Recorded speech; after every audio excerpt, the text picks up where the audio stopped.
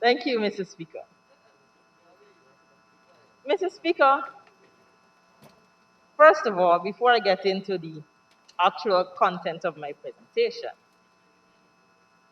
I find it quite ironic that an honorable member who had to be dragged before the Chief Justice to be told that she was illegally sitting in this August House find it in herself to speak about honesty. Mr. Speaker, it has not gone unnoticed that the Honorable Member Warden has just admitted to this House that public servants were fired because they did not support the PPP in the lead up to election. The Honorable Member, Mr. Speaker, has proudly endorsed the firing of over 1,000 public servants because the PPP deemed them APNU and AFC supporters. Shame. Honorable Member, I may have to go back to the transcripts because I didn't hear that. Okay, well, when Okay, we get... so for the time being, could you refrain until we clear it up? No problem, sir. Thank you. It is also good. Honorable Member, Mr. Shearer. A standing order 41-6. No member shall impute improper motive to any member of the National Assembly. The honourable member began by quoting what she said was the Chief Justice. The matter was resolved and we are in keeping with the Constitution. For clarity's sake, Yes, please. the honourable member was saying that we were not honest, so I'm trying to understand at what point honesty comes into play. Honorable Ms. Halley, Yes, sir. we can discuss this after, but No you have a problem, sir. ruling, right? No problem, sir. Honorable I will- Member, just once, Honorable Sure. Chief Whip for the opposition, we spoke with respect to another member from your side earlier. Yeah. Yes, sir. Honorable Member Ms. Halley, please continue. And you'll get back your time, my dear. No problem, sir.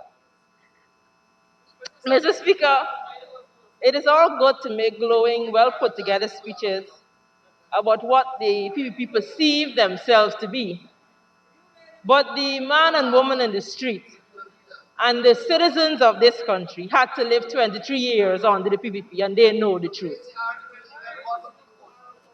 Mr. Speaker, as I rise to present to this House my contribution to the budget debate, as is usual, Mr. Speaker, there is a group of public servants who work long days and nights to ensure that we are presented with a budget document that has minimal errors, be they grammatical or numerical.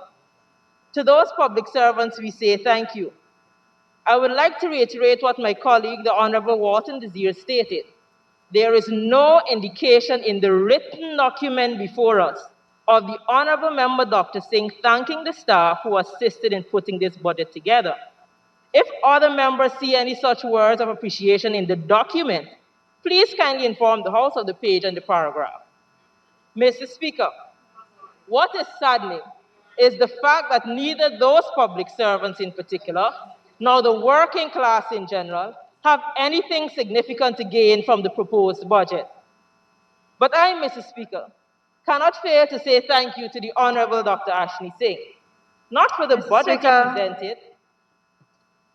Mr. Speaker, if I may, I'm not on a standing order right now, but I think, Mr. Speaker, it is highly... You have to stand on a standing order. If not, you could come around and whisper to me. Please.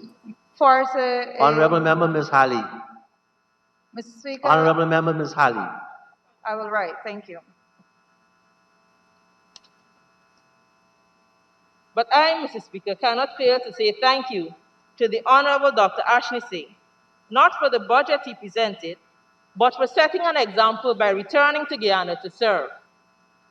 Alas, Mr. Speaker, the Honorable Member must consider if this reflects the quality of service he intends to offer the people of Guyana. After listening to the first group of speakers from the other side of the House, I am left to wonder if they were directly involved in crafting what's supposed to be the policies of their ministries, or if they were just given talking points that they are obviously having great difficulty articulating. Mr. Speaker, the honorable members on the other side are taking so much of their speaking time to spew rancid rhetoric turning this House that deals with national issues into a never-ending episode of Wilding Out, while placing little attention to three critical Ps, their policies, plans, and projects for the all-important people of this nation. Mr. Speaker, as I rise today to add my perspective on Budget 2021, it would be remiss of me not to reflect on what has transpired in this session of Parliament. Our constituents and supporters have expectations of us. On this side of the House, we are aware of and take cognizance of the fact that the way we behave, the way we act, and the words we speak impact an entire country. We saw, Mr. Speaker, how the attitudes, the total disregard for the laws, and the squandering of public coffers between 1992 and 2015 had a negative impact on the culture of our entire society, and many of the ills we continue to deal with today come from the trickle-down effect of the behaviors of those in the highest office. On Monday, we on this side had no choice but to leave this House because the loud, relentless, visceral onslaught emanating from one honorable member of the other side. We had already suffered through and endured the disgusting behavior of many of the previous honorable speakers on the other side. But we are not prepared, or we were not prepared to endure further the denigration of the House. Mr. Speaker, I had hoped for a comprehensive, insightful, and frankly honest budget speech. However, this was not offered by the Honorable Dr. Ashley Singh in his reading of Budget 2021, which is titled, A Path to Recovery, Economic Dynamism, and Resilience. To achieve all or any of that, Mr. Speaker, short, medium, and long-term plans should have been developed to inform the nation of the path to recovering from the COVID-19 pandemic, which should be our major objective. 5 months ago, Mr. Speaker, the 2020 budget gave no suggestion that the PPP had any idea how to deal with this pandemic. And in the 2021 budget speech, it does no better. The reality, Mr. Speaker, is that the 2021 budget speech, just like Budget 2020, which was erroneously dubbed an emergency budget, outlines no clear policy, no clear plan, no clear program that would help Guyanese recover from the effects of the pandemic. Budget 2021 constantly refers to the so-called emergency budget of 2020, which completely lacked the elements of what would be required in an emergency and only cater to ensuring landlords and some private sector entities benefit. The idea that the woefully inadequate $25,000 would be enough to make a significant difference to Guyanese who are struggling and suffering through this period is ludicrous. This pandemic has already lasted over a year with no clear end in sight, and there has been no real consideration for earnings lost over these months, resulting in the inability to pay rent and meet the range of other standing commitments, plus new ones that include the purchase of computers and monthly internet costs for students required to attend online classes. There are thousands of eligible Guyanese who have not yet received their $25,000. But the members on the opposite side are so caught up in their grand scheme of destroying any and all potential wealth in the Black community to care whether the neediest of our society were able to receive the meager $25,000. That a recovery is being touted, and there is no discussion of whether the $25,000 cash grant was adequate and whether the measures had the intended impact is atrocious. Too many of our fellow Guyanese were given pink slips or told they were not catered for because they were squatting or were just simply bypassed. At the same time, the number of COVID-19 related deaths continue to increase, and the number of detected positive cases keep climbing. No one is required to adhere to the supposed curfew, nor the guidelines, and many do not. So the PPP took the decision to do what it does best, fiddle while Guyana burns. The fact is, Mr. Speaker, the PPP has been and continues to be an abysmal failure in managing the spread of COVID-19 crisis. And as a consequence, it continues to spiral out of control. The Honorable Dr. Frank Anthony and his battery of advisors seem to be clueless. An unofficial reopening of the entire country has occurred, placing all citizens at risk. What is their plan, Mr. Speaker? A vaccine. You see, Mr. Speaker, The PPP has practically given up on managing the spread of COVID-19, leaving Guyanese to fend for themselves. The PPP awaits a vaccine. What is most ironic, Mr. Speaker, is that even though they have played lip service to placing all their eggs in the vaccine basket, there is no reference to the purchase of vaccines in the 2021 budget. They could not find the money to purchase the main thing they are hinging their path to recovery on, a vaccine. Instead, Mr. Speaker, they are waiting for donations and freeness while boasting of a $383 billion budget. Mr. Speaker, if we look at the 5 major vaccines that are currently available globally, with our total population of approximately 747,000, the cost for vaccines would range from between 1.2 billion to 10.2 billion Guyana dollars. Imagine, Mr. Speaker, they boast about a $383 billion budget for 2021, but cannot find $1.2 billion for vaccines to protect and safeguard Guyana's most precious assets, our people. So, Mr. Speaker, while there is a total dependence on vaccines, apparently, we are waiting on aid rather than ensuring our population is vaccinated. So even the dependence on vaccines seems to be a farce. Mr. Speaker, it is my considered opinion that those currently managing the economy are stuck in an IMF World Bank 1980s macroeconomic stability model time warp, where the government was required to take extreme measures to deal with burgeoning deficits, most of which included significant reduction of government spending on the public sector and public services. It appears that the PPP's only understanding of fiscal policy and how to manage an economy is by utilizing this outdated structural adjustment formula, which the world over has recognized as unsuitable for the development of a developing country. Further, this may be the reason why they are attempting to dismantle the fiscal policies implemented during APNU-AFC's tenure.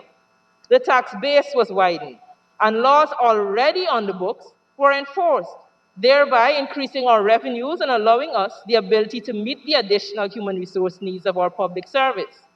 In 3.5 years, we saw the 77% increase in salaries for the public service, increased investment in the health, education, agriculture, telecommunication, and other sectors.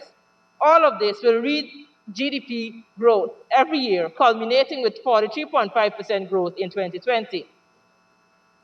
The PPP's desire to keep Guyana's fiscal policies in the 20th century runs counter to Guyana's current state as an upper middle income country. Though this status should impact the PPP's approach to its fiscal policy measures, Budget 2021 and the prior bill passed to further raise the debt ceiling prove otherwise. Mobilizing our own development finance and forgetting or at least reducing our dependency on aid and even concessionary financing on a regular basis must be our goal. This brings us to 3 other major questions. How does the PPP define development? What does the PPP see as good governance? What exactly is their development policy? Mr. Speaker, one of our illustrious sons, Dr. Walter Rodney, described the concept of development in the following way, and I quote, "Development in human society is a many-sided process. At the level of the individual, it implies increased skill and capacity, greater freedom, creativity, self-discipline, responsibility, and material well-being. At the level of social groups, therefore, development implies an increasing capacity to regulate both internal and external relationships. If we were to agree on this, and I hope we can, then we could agree that development has to be greater than the brick and mortar budget that we have before us, and it must include a commitment to creating a society where civil liberties and human rights are protected. Instead, these have been eroded daily since August 2nd, 2020. Mr. Speaker, I now turn my attention to the critical area, or the area of critical importance to the development of this great country of ours, the public service. One of the main areas that should receive government spending and support is the improvement in the delivery of public services by upgrading management skills that improves efficiency in the delivery of services, as well as accelerating the digitization of e-government services. The World Bank recently found that foreign direct investment was increased when investors could access government services online. Mr. Speaker, very little, if any, emphasis was placed on the foregoing. But this component is so important for the development that the Guyanese public expects and deserves. In 2019, for the first time in the history of our public service, an award ceremony was held in appreciation of our public servants. Mr. Ralph Welcome, Field Auditor, was the longest-serving employee at the Ministry of Public Infrastructure. He had an unbroken service record of 49 years and was among 51 public servants honored on Monday, June 24, 2019, by the Department of Public Service as part of Public Service Day 2019 activities. This, Mr. Speaker, was just one of the number of initiatives that began during the APNU-AFC administration to demonstrate to our public servants that they are valued. I find it necessary at this point to mention this, as I believe that our public servants are going through a harrowing period with the questionable return to office of those on the opposite side of this House. Guyanese continue to witness the annihilation of the public service and all associated agencies and organizations since August of 2020. In 2015, when the APNU-AFC rose to government, there were continuous cries from the citizenry that the public service was inefficient and archaic. Individual ministries as well as public agencies worked as silos and were unable to properly provide the services that the public expected and deserved.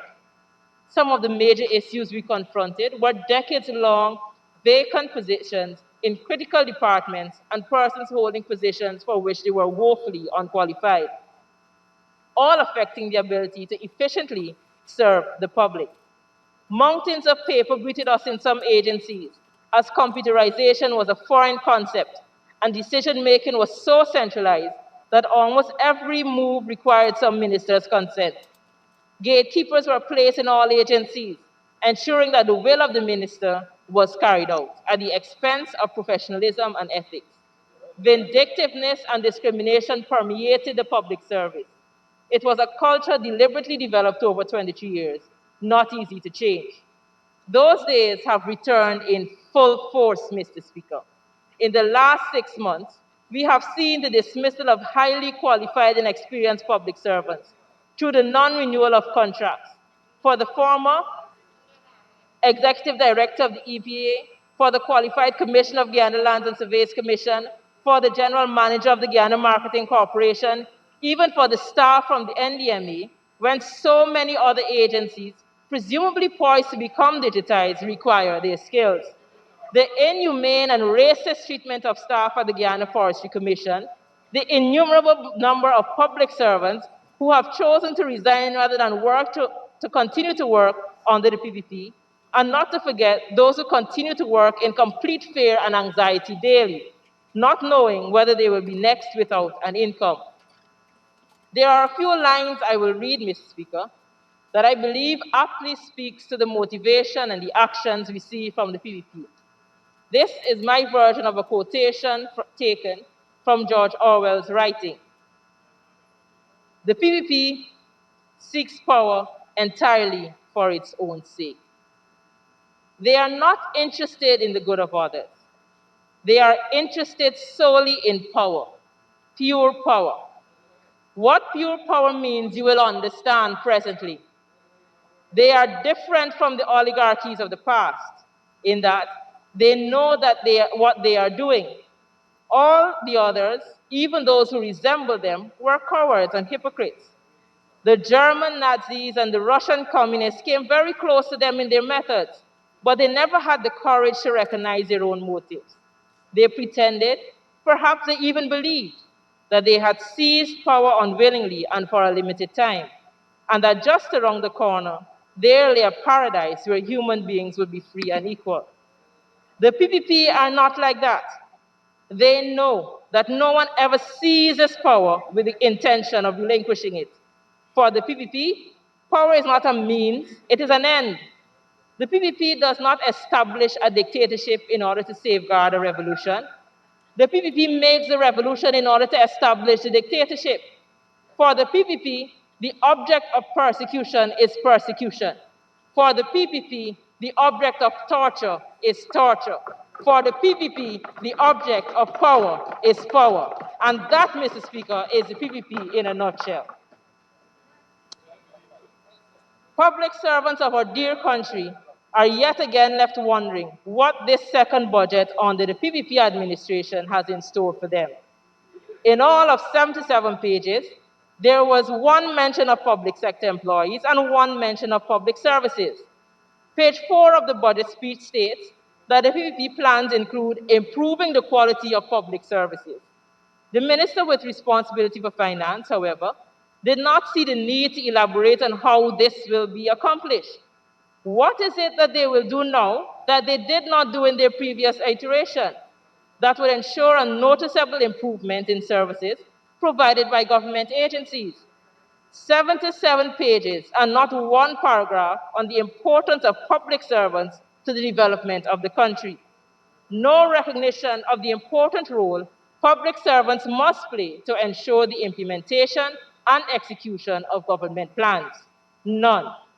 This statement comes days after the said administration saw it fit to close the Bertram Collins College of the Public Service, an educational institution that was created to resolve one of the myriads of problems facing the public service prior to 2015. Mr. Speaker, the Honorable Member Parag in a recent interview stated that the Bertram Collins College was training 56 persons who entered the public service at the clerkly position. Then said, and I quote, "The intention of whatever this college or what the public was being led to believe was not so at all. The college was not accomplishing what they were telling the public they wanted to do." End of quote. The fact is, Mr. Speaker, training persons to enter the public service at the clerkly position, just as stated by the Honorable Member, was one of the mandates of the colleges. So I do not know what the Honorable Member was objecting to. And Mr. Speaker, I doubt she knows either. Improving the quality of public services requires a systematic approach. It requires looking at the 2016 Commission of Inquiry into the Public Service and utilizing the findings and recommendations to properly plan for the short, medium, and long term. The policy changes required and the programs to be implemented must be clearly identified. This is necessary to create the enabling environment we must have to ensure that the quality of public services improve across all ministries and all government agencies. Thus, while it may seem good enough to the PPP to make mention of improving public services en passant, right-thinking guidees who heard or read the budget speech would or should have many questions regarding this statement and question what exactly it means for public servants and for the citizens and the much-touted investors who would have to utilize the public services on a regular basis. Now again, Mr. Speaker, again from the insightful interview from the Honorable Parag, and I quote, "The PPP manifesto was crafted in such a way that you listen to the persons on the ground. You know that there is a need for certain technical skill sets that do not exist, and so, based on that needs assessment, this idea was born. And so the $1 billion allocated will transform the public sector." End of quote. Mr. Speaker, during the 2020 budget debate, I spoke briefly of the need for a human resource needs assessment survey. But I'm now convinced, based on the statement above, that I need to provide further guidance on exactly what a human resource needs assessment is and the reason why it is necessary. An assessment of the human resource needs of a country cannot be done by merely speaking to persons on the ground. This must be conducted by professionals with the requisite skill set to analyze the current construct of our public service and our economy, and based on these, project the competencies required into the future. Such an approach would ensure efficient spending on education and training, regular and prompt release of labor market information, and education to our youth on how to use these statistics to make career choices will lower the mismatch between the supply and demand for skilled labor. Wastage and mismatch induce the exodus of people with skills and talent. As it stands right now, Mr. Speaker, persons who are awarded scholarships are mandated to work for the government for a period of years. There are a number of unanswered questions as it relates to the target of 4,500 scholarships of the Ministry of Public Service for this year, and I will now put to the floor. Are the 4,500 persons expected to join the public service upon completion of their scholarships? Are there 4,500 vacancies in the public service? Or have there been consultations with the private sector to inform this number? Has the Ministry of Public Service determined the services needed to decide on the areas of training? Or are these scholarships for persons already in the public service? What system is in place to ensure that these 4,500 scholarships are given out equitably? So, Mr. Speaker, it is all good to tout $1 billion, but if systems are not put in place, those dollars could be spent, and at the end, the country would not have benefited. Also, during the reference interview, Honorable Member Parag made mention again of the fact that I benefited from a scholarship in 2016, and I just heard it again from the floor. Because the Honorable Member never misses the opportunity to remind whoever cares to listen of this fact, I'm inclined to comment. In December 2010, out of a desire to serve my country, I returned home after graduating cum laude with a Bachelor of Science degree from Arizona State University in just 3.5 years. If I might add, no, you did not pay for it, thank you very much. If I might add, Mr. Speaker, after my first year at university, I became a member of the Golden Key Honorary Society, which recognized my achievement of being in the top 10% of my class. In case anyone wishes to check, feel free to take a quick flight, and with the help of Google Maps and a GPS, you would have no problem locating the Arizona State University, where you could readily verify my information. So as a Guyanese, out of a desire to serve, I became a lecturer at the University of Guyana, and it was during my tenure at UG I accepted a scholarship from the government of Guyana. I therefore have no apologies for said scholarship. In fact, I am thankful to the Apnu+Afc administration for the opportunity, one that I would never have been granted under a PPP regime, regardless of how deserving.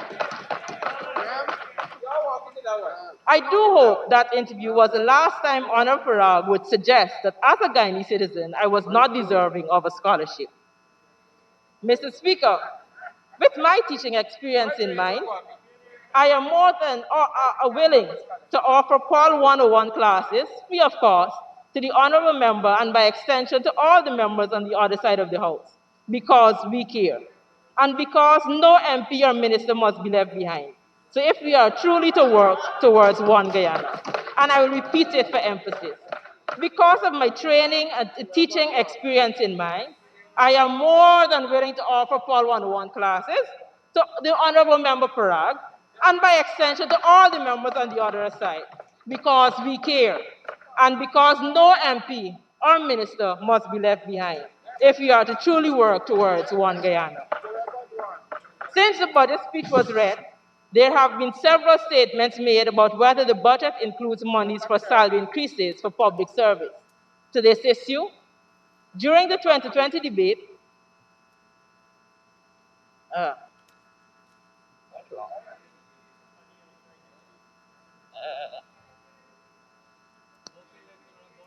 yes. During the 2020 budget debate, the Honorable Member Parag's response to the question of salary increase for public servants was simply that a process of collective bargaining must be conducted before increases are announced. 5 months later, in our 2021 budget focus interview, Honorable Member Parag stated the following, and I quote, "Making an announcement for an increase in salary and a percentage is contrary to collective bargaining. It is not the norm. You take away the right of collective bargaining if you do that. So you cannot be contradictory and want a percentage in there, and you're taking away the right of collective bargaining under which you have an agreement to do." End of quote. I have not heard, Mr. Speaker, any engagement with the union between September to now to facilitate a conclusion of that collective bargaining process in time for Budget 2021. Maybe it was And the union has chosen to not only remain silent on this important matter, but to also not inform the persons who they represent. So yes, there may be $10 billion allocated, and yes, collective bargaining is indeed necessary, but only time will tell whether they are all smoke screens, or maybe they will be pressured into announcing a salary increase to our deserving public servants by the end of this budget debate. We can only hope for the latter. On that note, Mr. Speaker, I would like to join my colleague, Honorable Member Ramdatan, to demand that the public servants receive a 10% across-the-board increase in their salary. Mr. Speaker, I was quite taken aback by two specific statements made by the Honorable Member Dr. Ashley Singh that I must highlight. On page 13 and into page 14 of the budget speech, the Honorable Member said, and I quote, "Additionally, while some countries around the world reduced working hours and associated salaries for their workers as part of their pandemic response, this government," I'm guessing PPP, "retained all public servants at full pay while allowing a rotational work system and work from home systems where applicable to mitigate disease transmission." This statement, Mr. Speaker, I believe to be far from the truth in two ways. On April 8, 2020, a newsroom article titled "Salaries for Public Servants, Pensions Guaranteed for the Rest of 2020" by Finance Minister. In this particular article, the statement from the Ministry of Finance reads as follows. The Ministry of Finance notes the concern raised about the continued payment of salaries to public servants. We wish to categorically state that the salaries of public servants and pensions are guaranteed for the rest of the year.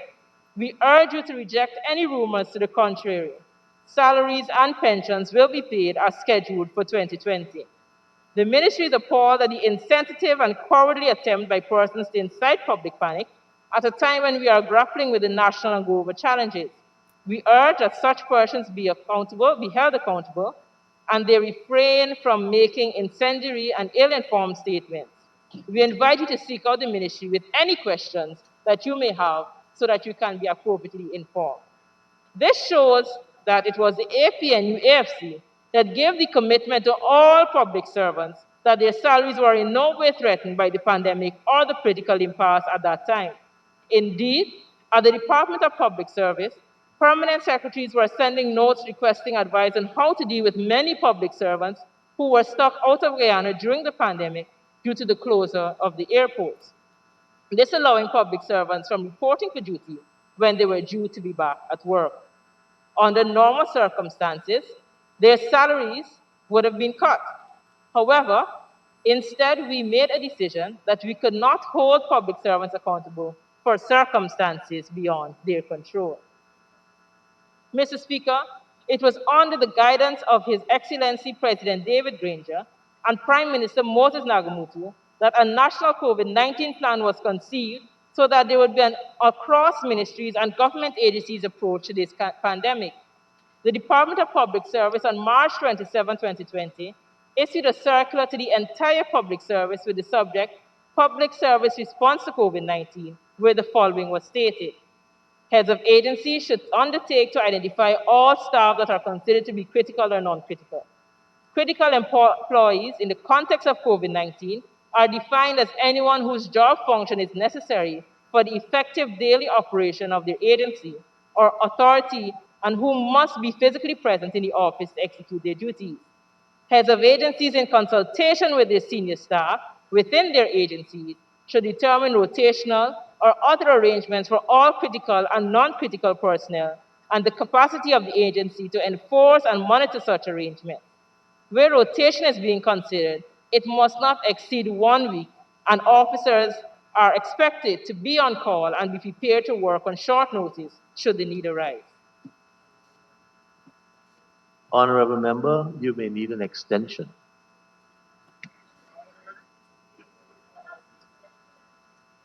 Sir, with your leave, I respectfully beg that the honourable member be given 5 additional minutes to complete her presentation. Thank you, honorable member. Honorable member, you may continue. Thank you, Mr. Speaker. After consultation with permanent secretaries and heads of agencies on April 23, 2020, a public administration work scheme was developed to document the various measures implemented to maintain government operations during the public health crisis and beyond. These included staff rotations, work from home, appointment scheduling on government portals. Mr. Speaker, a news article by Newsroom on September 25, 2020, days after the PPP assumed office, titled, "All Office of the President Staff to Return to Work Full-Time." McCoy says citizens are demanding services, in which the article stated, and I quote, "In a departure from the rotation arrangement in which public servants have been working in recent months, the Office of the President has issued a memo asking for all of its staff members to return to work on a full-time basis. This comes even as Guyana has recorded its deadliest month for COVID-19, with a major spike in the number of COVID-19 cases and deaths for September. The memo is also flouting, Mr. Speaker, the government's own gazetted COVID-19 guidelines, which clearly state that all persons employed within the public service, as semi-autonomous agencies, statutory body, or state-owned enterprise shall work on rotation, end of quote. This is the truth, Mr. Speaker, that the Honorable Member Dr. Ashley Singh would stand with a straight face and tell this House that the PPP government retained all public servants at full pay. During this pandemic, when every other day since August 2nd we hear of another group of public servants being sent home, that the Honorable Member Dr. Ashley Singh would stand in this Honorable House and falsely claim that the PPP allowed a rotational work system and work from home systems where applicable, when staff of semi-autonomous agencies could only whisper that they were still on rotation because the instructions were for all staff to go back into the office, and there should be no rotation. I wonder if the statements of the Honorable Member on this matter in this House are so far removed from the truth that he is deserving of a visit to the Privileges Committee. So, Mr. Speaker, let me register that what we do here is no puppet show or clown show, as we are responsible for determining the very livelihood of those who elect us to these offices. And we must learn to tackle the issues and leave the arrogance at the door. In closing, Mr. Speaker, I cannot in good conscience give my approval to this budget. But finally, I would like to say to the members of the House that during the next break, when we will all go to partake in what our wonderful caterers have for us today, that members on the other side can feel free to come and register for the Paul 101 classes I offered. Mr. Speaker, I thank you.